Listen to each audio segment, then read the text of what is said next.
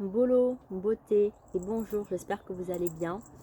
Alors, je suis de retour sur la chaîne, ça fait très longtemps que j'ai pas publié, mais je n'ai pas abandonné la chaîne, mais il s'est passé tellement de choses.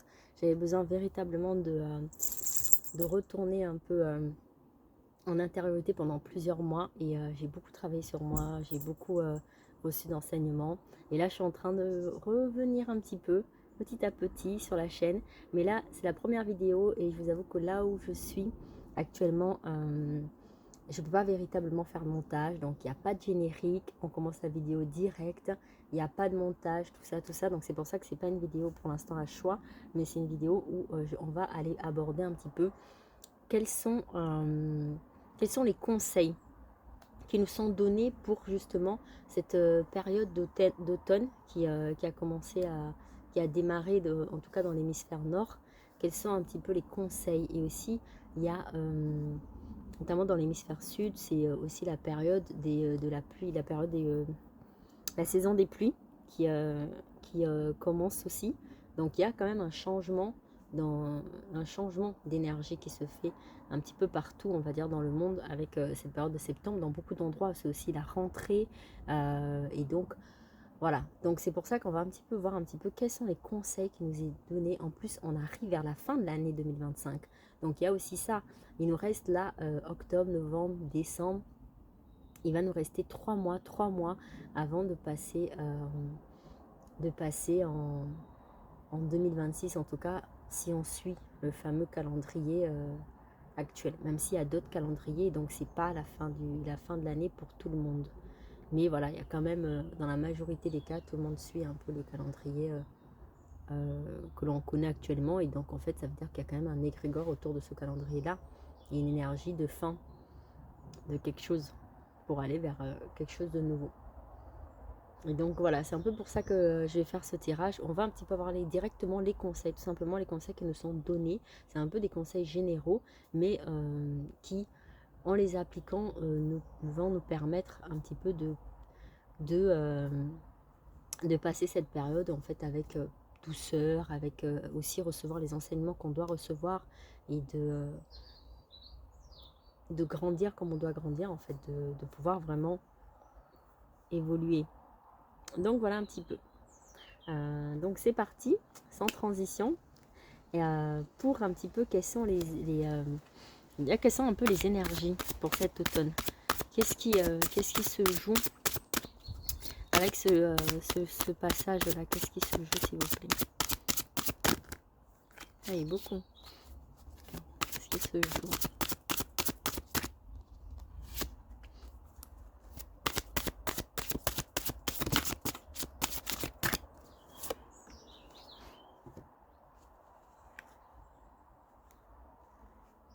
Alors, l'amour inconditionnel. Lorsque vous trouvez l'amour en toute chose, vous touchez l'amour éternel et la renaissance du phénix. Tout changement confortable ou inconfortable emmène une nouvelle sagesse à un dépassement de soi. Donc là, on nous parle d'amour inconditionnel et on nous parle de renaissance du phénix.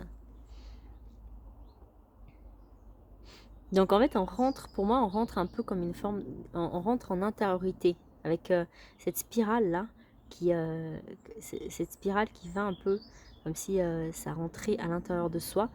Donc au niveau des énergies, il y a un petit peu un retour à soi. Et en même temps, c'est vrai que c'est un peu logique parce que on sort un peu de la période de l'été où on est beaucoup plus souvent en train de faire plein de choses, des activités, etc. Et là, on va vers une période où peut-être on va être beaucoup plus justement à l'intérieur de soi et aussi peut-être beaucoup plus aussi chez soi, tout simplement. On va beaucoup plus rester chez soi. Et cette période-là, elle va être propice à justement se transformer intérieurement, à grandir, à évoluer intérieurement, à être dans cette renaissance-là en fait.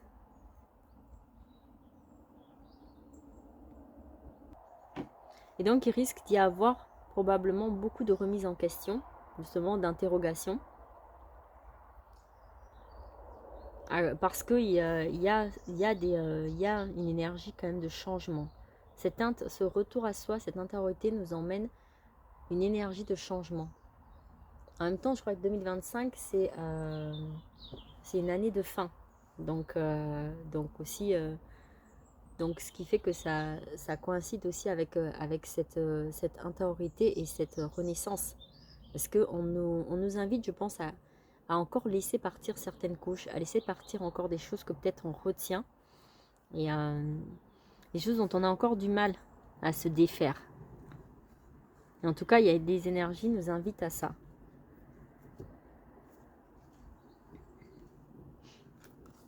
Donc les conseils pour cet automne, conseils pour cette fin d'année 2025. Quels sont les conseils, s'il vous plaît? Très cher, quels sont les conseils? Faites le choix de la guérison, vous recevez de l'aide. Donc voilà, choisir de guérir ses blessures. Donc voilà, il y a une invitation vraiment à choisir de travailler encore, sur soi, d'aller encore déterrer certaines blessures, peut-être qu'on ne veut pas voir.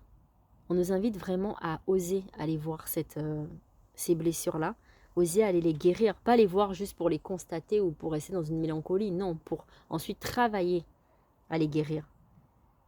Et si on fait le choix d'aller vers ça, en fait, l'univers va aussi faire le pas. Si nous, on fait le pas d'aller vers la guérison, ben, l'univers aussi va faire le pas de nous emmener les bonnes personnes qui vont nous emmener à cette guérison. L'univers aussi va nous aider à véritablement guérir. Mais pour ça, il faut que nous-mêmes, on actionne déjà notre premier pas, qu'on fasse notre part d'humain.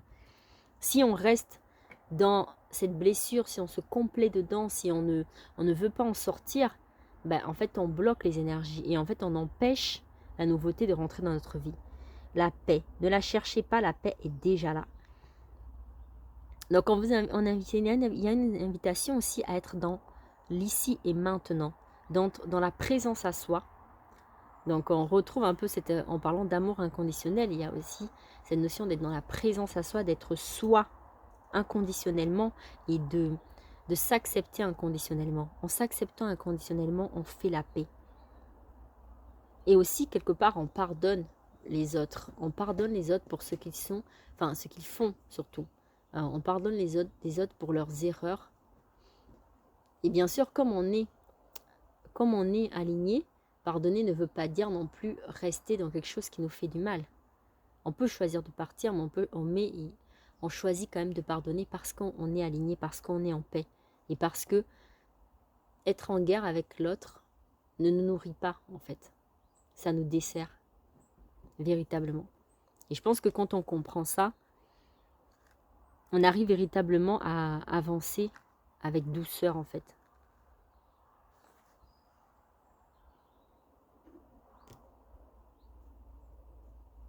Je vais vous lire un peu le message de ces guérisseurs, le message de ces chamans de lumière. Alors, là, nous avons Shamanka, qui nous vient du Québec, du Canada, et dont le message nous dit « Nous vivons un passage crucial que je qualifierais d'initiation planétaire, et cela afin de donner naissance à un nouveau monde. Ce processus passe par de grands bouleversements, et la mission de l'être humain est de retrouver ses mémoires ancestrales, car il fait partie de quelque chose de beaucoup plus vaste que lui. Cette déconnexion le fait souffrir et lui donne le sentiment d'avoir perdu le sens de sa vie. Et donc il est temps d'ouvrir notre cœur et notre conscience avec courage afin de sortir de notre individualité et d'oser entrer en relation véritable avec nous-mêmes et le grand tout. Donc il s'agit de reconnecter l'âme, le corps et l'esprit.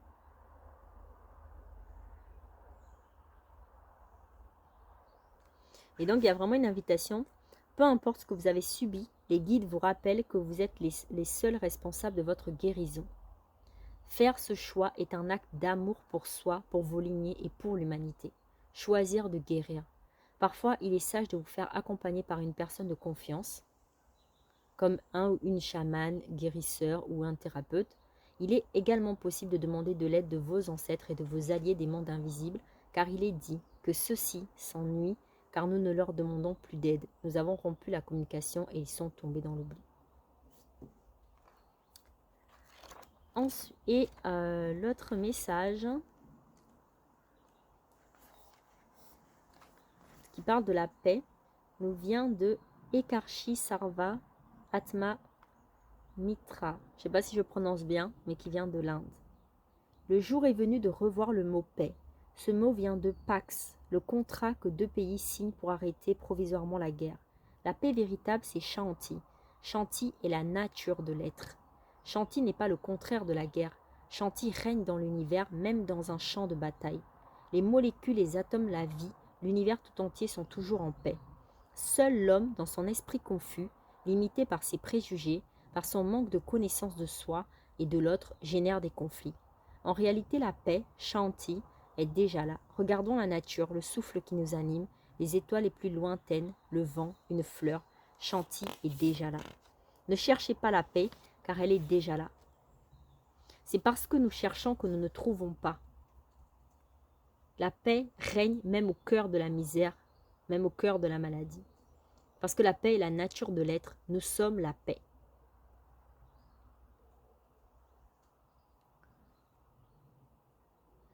Et donc, cette carte, elle nous guide vers un état absolu de calme et de confiance. Et il nous est demandé de prendre de la hauteur et de nous rappeler, de nous rapprocher de cet espace intérieur silencieux et paisible. À travers ce processus, nous allons approfondir la notion d'accueil. Face à chaque événement qui se présente, il est préférable de ne pas établir de stratégie ni de se battre, mais plutôt de nous demander quel message les mondes invisibles nous font parvenir et quelle est la posture intérieure juste à manifester. Gardez à l'esprit que la paix est déjà là. Et donc, il y a une invitation à méditer aussi.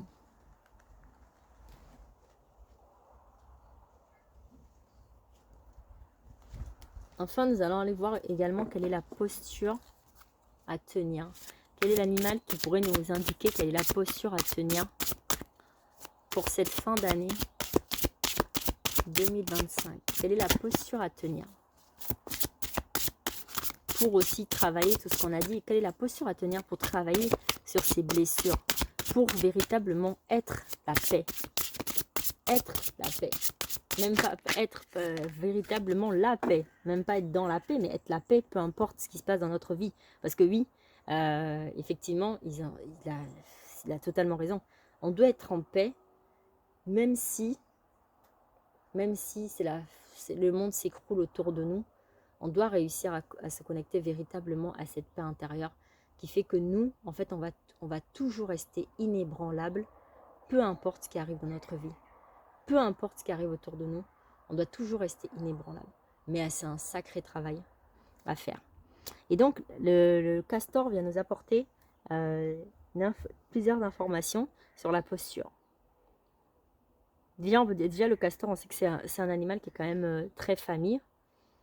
Donc, peut-être aussi que c'est avec l'aide aussi du cocon familial, peu importe à quoi il ressemble ce cocon familial. Le cocon familial, ça peut être un animal. Ça peut être aussi tout simplement aussi la chaleur. Je vois aussi la chaleur du castor. Même si vous êtes seul, même si vous n'avez pas actuellement, vous n'avez pas de proches.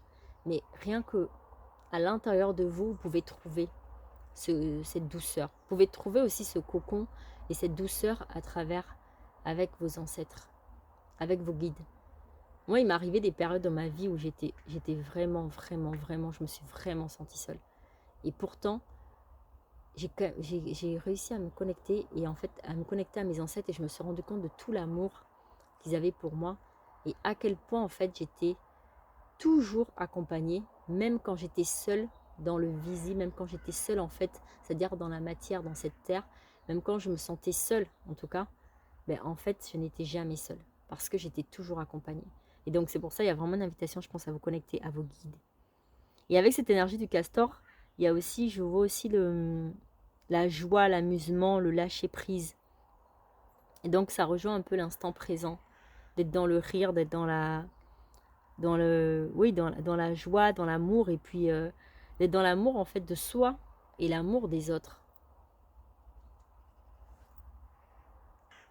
Et certainement que je pense que c'est à travers la joie, c'est par la joie qu'on peut aussi parfois, ça peut être le chemin qui nous permet d'accéder à notre paix intérieure.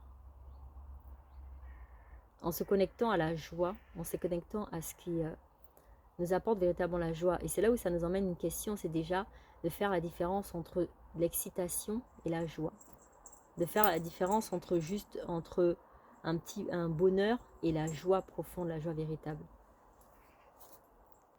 Le message du castor: tu es un enfant chéri de la terre, construis ta maison pour affirmer au monde que tu es ici chez toi.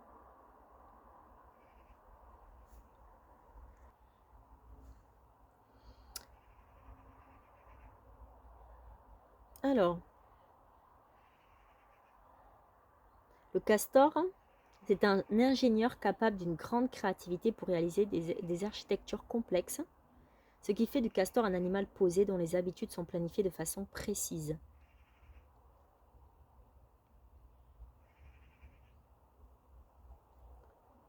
Et lorsqu'il apparaît, c'est généralement pour nous interroger sur notre engagement, sur la façon dont nous-mêmes on s'est installé, posé notre habitat, nous développer. Il vient nous interroger sur nos projets. Est-ce qu'on sait concevoir nos projets de manière écologique? Est-ce qu'on a tendance à passer plus de temps à concevoir nos projets plutôt qu'à les réaliser? Est-ce qu'on sait transformer une idée, un concept en une action? Est-ce qu'on ose prendre notre place? Et est-ce qu'on sait partager notre territoire? Et est-ce qu'on sait également poser des limites? Est-ce qu'on sait sentir et affirmer ce qui est bon pour nous? Le castor, il vient véritablement nous aider à prendre notre place. Et donc, voilà, c'est vraiment d'être donc véritablement qui on est, qui nous est invité. On a vraiment cette invitation à être profondément qui on est. Et ça passe par quoi? Ça passe par justement, plus on se guérit, c'est comme un oignon en fait, qui a plusieurs couches, et à chaque fois on enlève une couche, à chaque fois on enlève une couche. Et bien, à force, on arrive à véritablement se connecter à l'essence profonde de qui nous sommes.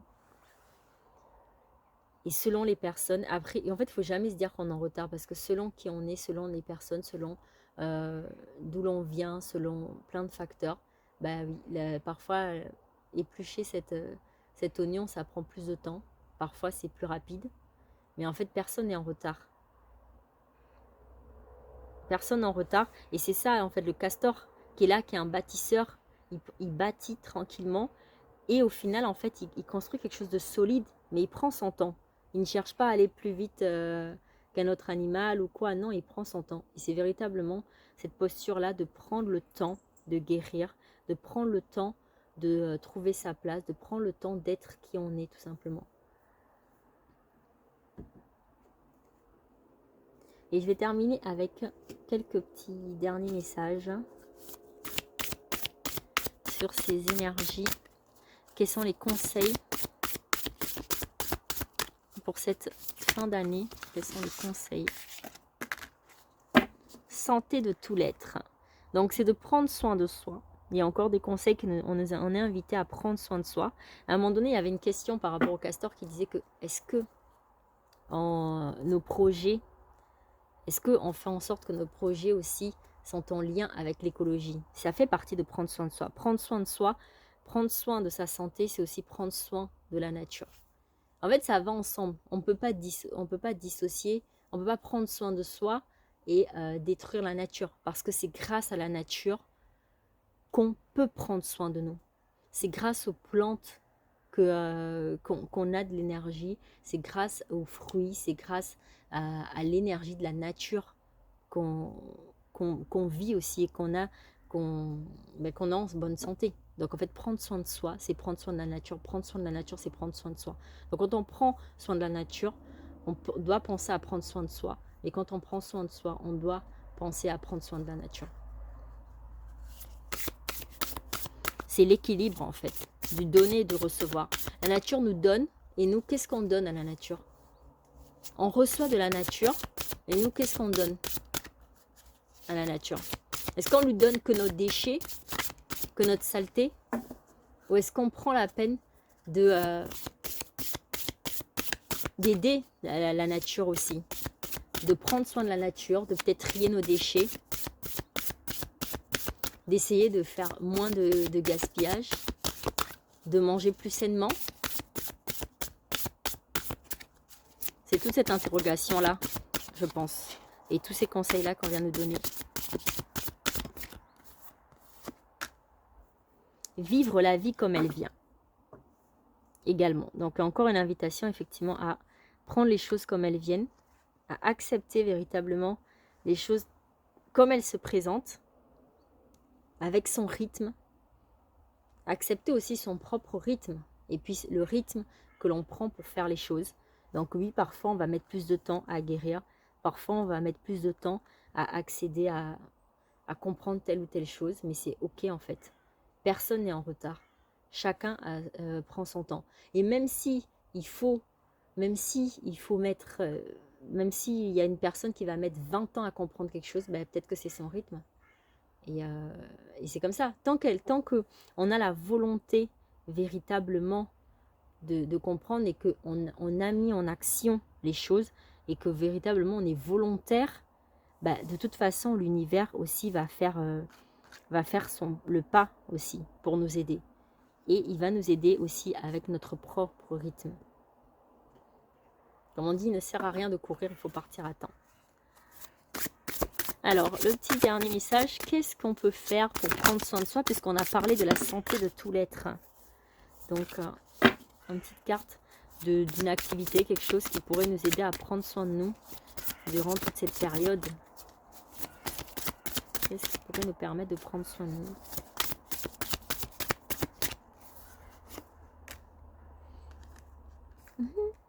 Le démaquillage.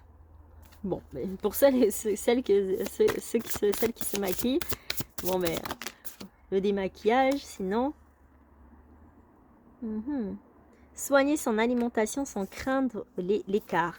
Vous êtes ce que vous mangez, effectivement. Vous êtes ce que vous mangez. Si bien se nourrir est indispensable pour garantir votre forme et votre santé, ainsi que votre bonne humeur, soyez indulgente avec vous-même et ne craignez pas l'écart. L'écart, c'est ok, c'est-à-dire que ne culpabilisons pas si on fait un écart. Faites-vous plaisir en mangeant ce que vous aimez, mais restez curieuse et attentive pour constamment faire évoluer votre assiette. Enfin, faites confiance à votre corps et aimez-le. Mais vous êtes ce que vous mangez. Ça aussi, c'est un message qui est important de se rappeler, parce que je crois que dans le monde dans lequel on vit, on oublie qu'on est ce qu'on mange. Donc, et que ce qu'on mange nous nourrit et nous permet de rester en bonne santé. La méditation, aujourd'hui on s'accorde une pause. Donc voilà, invitation à prendre soin de soi. Dans le démaquillage, pour aller plus loin, j'y vois vraiment le fait de prendre soin de soi, c'est-à-dire que s'accorder du temps véritablement, de faire des masques, de prendre du temps pour regarder quelque chose qui va nous faire du bien, qui va nous nourrir, de prendre soin de son corps physique, tout simplement. De prendre soin de son corps physique. Il y a vraiment cette invitation-là. Et ça fait écho beaucoup avec quand on est, surtout dans l'hémisphère nord, quand il commence à faire froid, on a envie de rester chez soi, etc. Ben, utiliser ce temps pour justement faire un masque des pieds, faire un masque du visage. Comment dire, nourrir son corps, ça passe par l'alimentation, mais ça passe aussi par comment est-ce qu'on prend soin de son corps. Comment est-ce qu'on prend soin de sa peau? Comment est-ce qu'on met, quelle crème on va venir utiliser pour nourrir sa peau? Quel masque on fait pour prendre soin de nos cheveux, de nos pieds, etc. Tout ça, ça fait partie de prendre soin de soi en fait. Parce que on dit bien la santé de tout l'être. Donc en fait, des fois, je pense qu'il y a vraiment une invitation à voir les choses à tout point de vue. On ne peut pas juste se concentrer que sur quelque chose. On ne peut pas juste se concentrer que sur un aspect. Parce qu'il y a plusieurs aspects dans la vie. Donc en fait, vraiment être dans l'entièreté de notre être, c'est aussi prendre en compte toutes les facettes.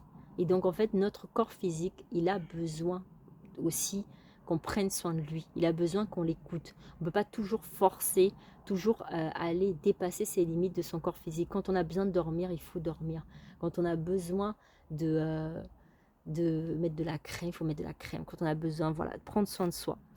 Et bien manger, penser à bien manger, mais tout en acceptant les écarts. Quand c'est des écarts, c'est ok. Des fois, oui, il y a des jours où on va être tenté par quelque chose. Il y a des jours où on sait que là, ce qu'on va manger, c'est pas forcément la meilleure chose pour notre corps. Mais c'est ok si ça reste quelque chose d'exceptionnel. Et méditer. Méditer pour, tout ça, pour en fait prendre soin de son esprit, nourrir son esprit. Travailler sur soi. Voilà les messages pour cet automne. Ça faisait longtemps que je n'avais pas repris de tirage. Donc en tout cas, j'espère que ce tirage vous aura parlé, en tout cas, vous aura plu. Et n'hésitez pas à vous abonner, à liker, activer la cloche, tout ça, tout ça. Et puis, de toute façon, je vais revenir de plus en plus et je vais reprendre des tirages plus approfondis. Mais là, ça m'a fait plaisir en tout cas de repartir rien qu'avec cette première vidéo. Donc, n'hésitez pas à vous abonner pour me soutenir et puis à liker. Et puis en tout cas, je vous dis à très, très vite. Des bisous. Ciao.